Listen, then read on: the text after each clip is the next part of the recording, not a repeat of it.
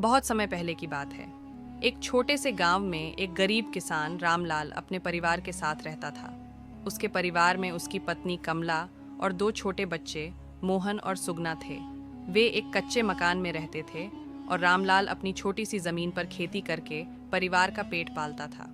हालांकि वे गरीब थे, फिर भी उनके घर में खुशियां थीं।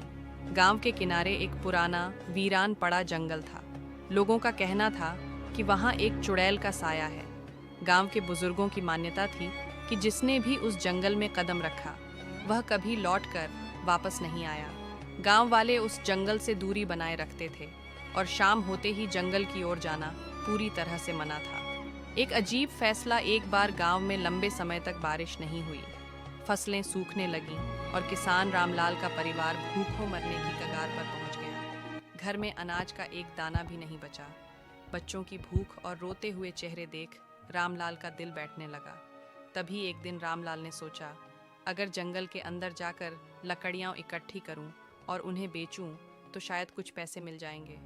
पत्नी कमला ने यह सुनते ही डरते हुए कहा, रामलाल, तुम पागल तो नहीं हो गए? क्या तुमने गांव के बुजुर्गों की बात नहीं सुनी? वहां चुड़ैल रहती है। जो भी जंगल में गया कभी वापस नहीं लौटा। रामलाल ने दुखी होते हुए कहा, कमला, बच्चों को भूख से तड़पते नहीं देख सकता। अगर मैं कुछ नहीं करूंगा तो हम सब भूखे मर जाएंगे। मैं जल्दी से जंगल जाऊंगा और लौट आऊंगा। जंगल का सफर रामलाल ने कुल्हाड़ी उठाई और जंगल की ओर चल पड़ा। जैसे ही वह जंगल में पहुंचा, वहां अजीब सी शांति थी।